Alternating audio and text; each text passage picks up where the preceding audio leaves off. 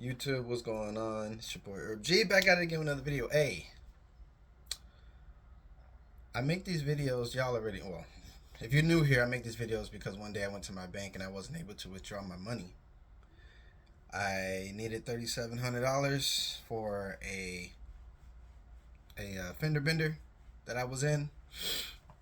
No at fault, no fault, a no fault kind of deal. And they told me that I can only withdraw $1,000. That was the day. So ever since then, I've been trying to take out my money from a bank, try to keep my money outside of the bank, and find a way to transact and do things without a third party. Hence these videos and Bitcoin, that is. But this video is not necessarily about Bitcoin. Again, this is actually like a sequel to my last video about thoughts and how you may not be your thoughts, but you are what you consistently think about. So if you haven't watched that, go ahead and watch that before you continue on with this video. I mean, either way, it's still the same topic, but in a different form of the same matter. So, you don't have to go see that video, but it would be greatly appreciated if you did. Let me know what you think. But continuing on with this kind of topic, there is actually something more than thoughts. So I don't know about. First of all, I don't know who's watching this video. I don't know what your experience is or how you feel about psychedelics, right? Or if you've ever done them. But last night, I took some shrooms that was in chocolate. I didn't think nothing of it. I honestly didn't expect them to do anything because, mind you, a couple months, like last year, I want to say November, December, I got the chocolate bar and I took two squares.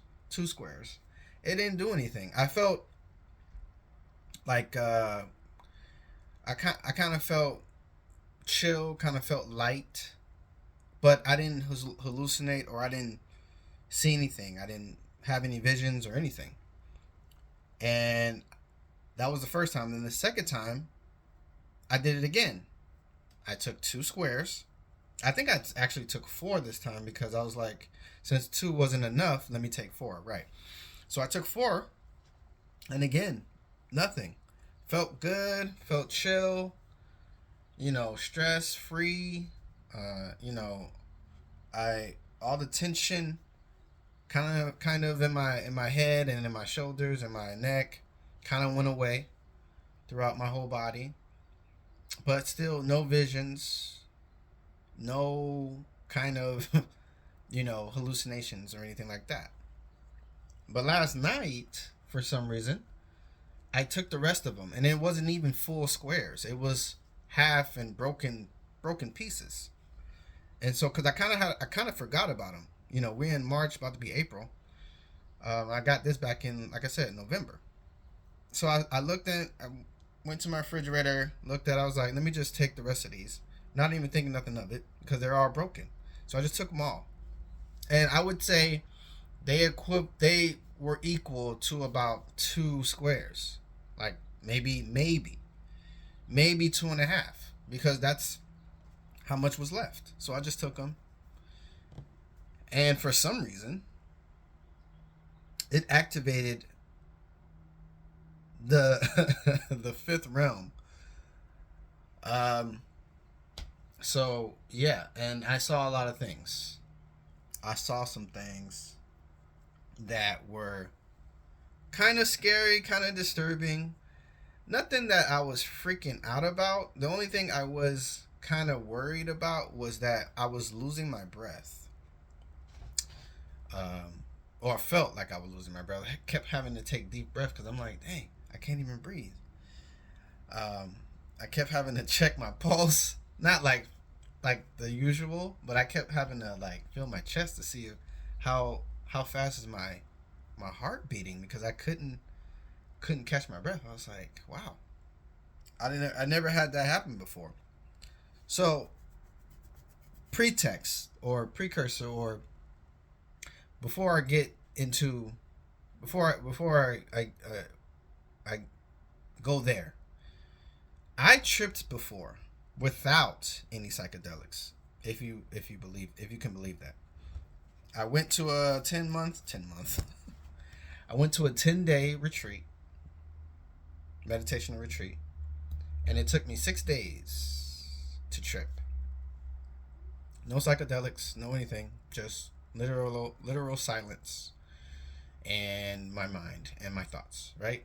And in that trip, I saw some things, but it was very much good things, very pleasant, very things that you would want to see. You know what I mean? Like cartoons and remnants of past lives. Like I was transforming or kind of evolving into multiple genders, and I saw myself as other people and other types of people, other ethnicities. Um, there was a point in time where I did like I was witnessing a portal in my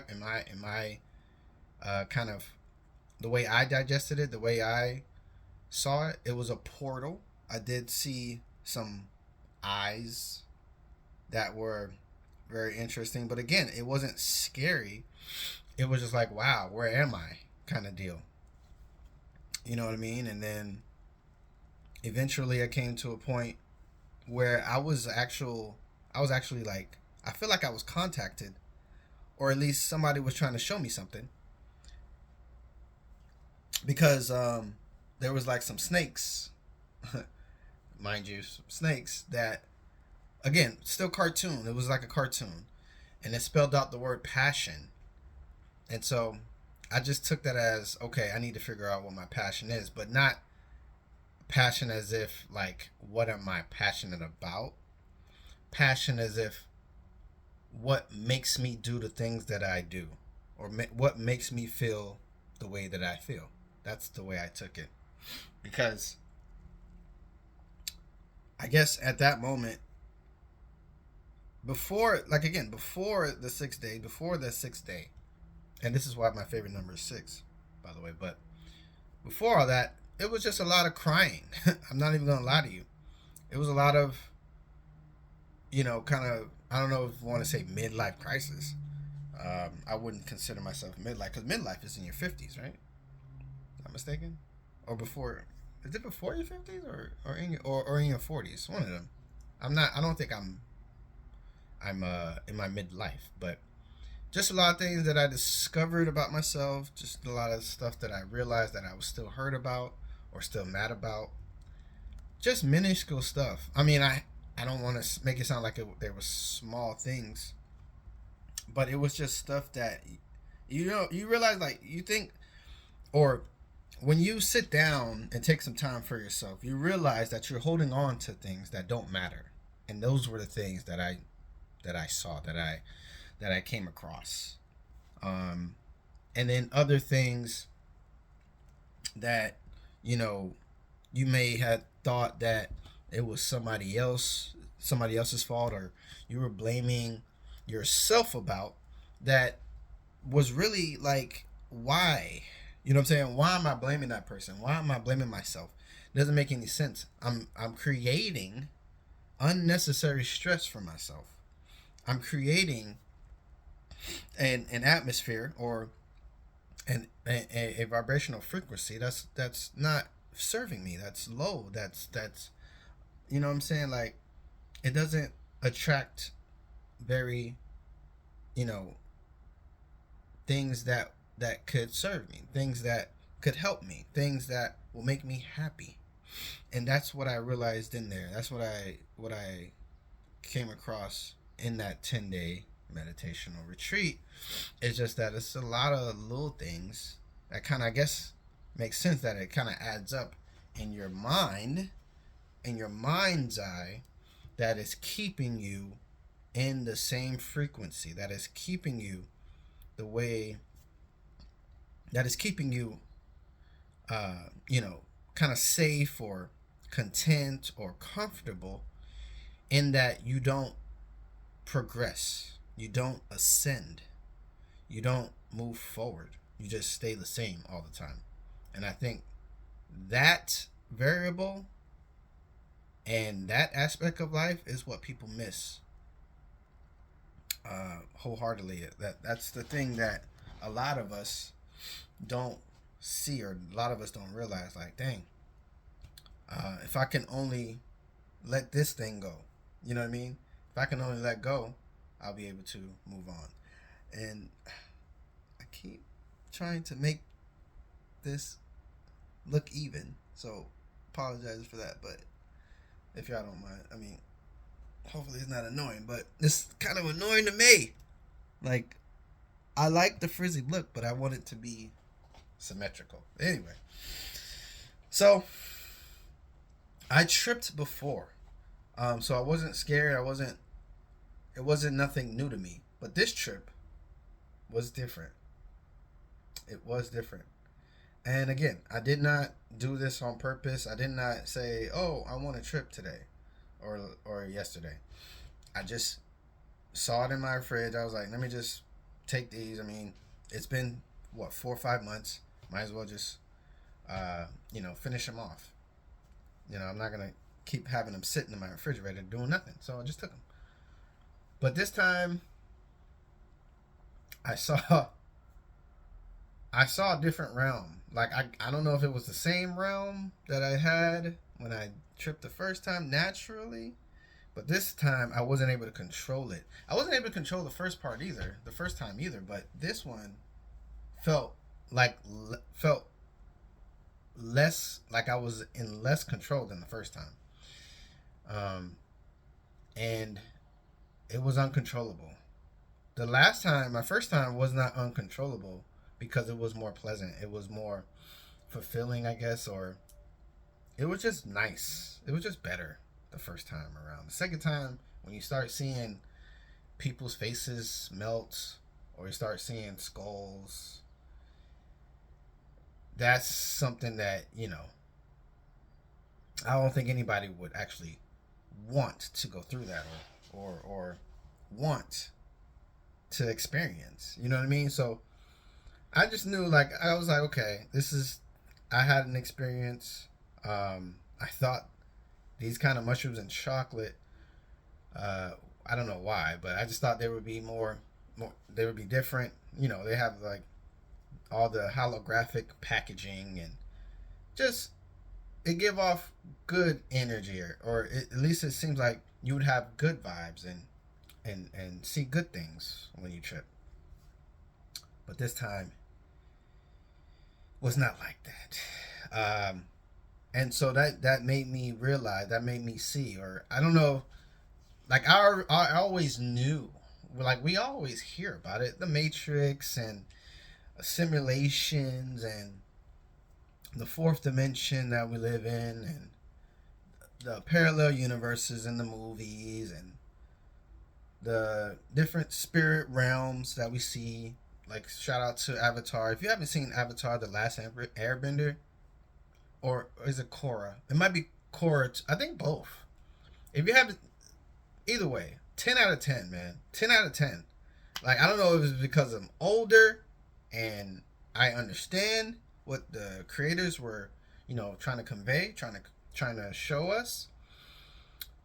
Because when I was, younger, when I was little, when I was a kid and watching Avatar, I was like, oh, this is pretty cool. He could fly without flying.